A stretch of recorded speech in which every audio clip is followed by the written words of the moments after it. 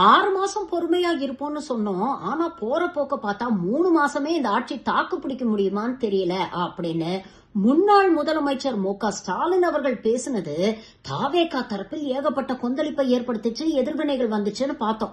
ஆனா இன்னைக்கு பொதுமக்களும் அதே கருத்தை தான் பிரதிபலிக்கிறாங்க. பொதுமக்கள் இந்த 1 மாச தாவேகா ஆட்சியை பத்தி என்ன சொல்லி இருக்கிறாங்க பாருங்க. மக்களை பத்தியில இப்ப ஒண்ணு வேண்டாம். வந்த உடனே முதல் கையெழுத்துன்னு அவர் போட்டார். 1000 ரூபாய் மக்களுக்கு விடியால் பயணம்னு கொண்டு வந்து போட்டார். அவர் ஒரு சிஎம் வந்து தானே பண்ணாரு. சொன்ன வார்த்தையை காப்பாத்தின ஒரு விஷயம் மட்டும் வச்சுக்குவோம்.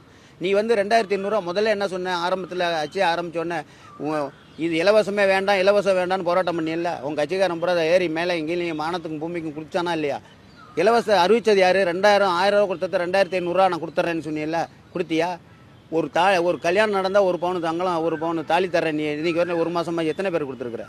இன்னைக்கு அது மட்டும் இல்லை, ஒரு குழந்தை பிறக்கிற ஒரு குழந்தைக்கும் ஒரு கிராம் நான் மோதிரம் போடுறேன், நகை இது போடுறேன்னு சொன்னீங்க. இன்னைக்கு வரையிலும் கொடுத்துருக்குறியா? என்னாச்சு 2500 ரூபா? என்னாச்சு மோதிரம்? என்னாச்சு எல்லாருக்கும் தாலிக்கு தங்கம்? நீ இந்த ஒரு என்ன டைம் கேட்குறாரு இவர்? ஏங்க அதுக்கு இல்லை, டாஸ்மாக் கடையெல்லாம் சாத்தி போடுறேன். இப்போ நிதி நெருக்கடிங்கிற ஒரு அரசியல் கட்சிக்குள்ளே வந்த நீ இத்தனை லட்சம் கோடியை கடன் வச்சுக்கிறான்னு ஏற்கனவே உள்ள அரசாங்கம் வச்சிருக்குன்னு பப்ளிக்கில் ஒட்டுமொத்த மக்கள் எனக்கெல்லாம் தெரியுது, உலக மக்களுக்கு எல்லாருக்கும் தெரியும். இத்தனை லட்சம் கோடியை உலக வங்கியில் வாங்கி கடன் வச்சிருக்குன்னு அதுக்கான ஐடியாவை பண்ணி இப்போ இத்தனை லட்சம் கோடியை நம்ம கரெக்ட் பண்ணால் தானே இதை கொடுக்க முடியும்னுலாம் சொல்லணும் இல்லையா? இப்போ நீங்கள் என்ன கொடுக்க முடியுங்கிறத முதல்ல யோசிச்சு தானே சொல்லணும். நான் வந்தவொடனே எல்லாத்தையும் வாரி வழங்குறேன். இப்போ எல்லாம் மக்கள் என்ன கேட்குது? அந்த 1000 ரூபாய் நிறுத்திடுவான் போல இருக்கேன்னு பேச ஆரம்பிச்சிட்டாங்க. அதானே உண்மை. நீ திமுக குறை சொன்ன, நீ வந்தவொடனே 1500 1000 ரூபாய் 2500 அவரு நிதி நெருக்கடி இருந்துச்சு.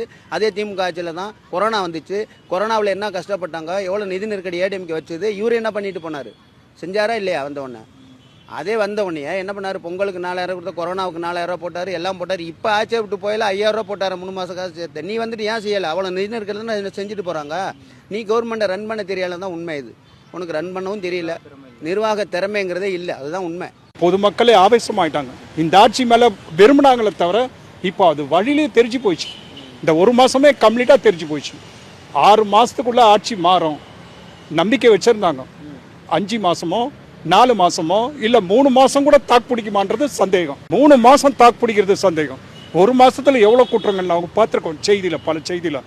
எதுக்கும் தீர்வு இது வரைக்கும் போயும் பார்க்கல. ஒரு பாலியல் பலகாரமோ ஒரு மின்வெட்டோ போய் பார்க்கணும், மக்கள் ஆறுதல் சொல்லணும் இல்லையா? தூய்மையான ஆட்சி சர்வன்னு சொல்லிட்டு எதிர நீங்களை கொண்டு சேர்த்துருக்கிற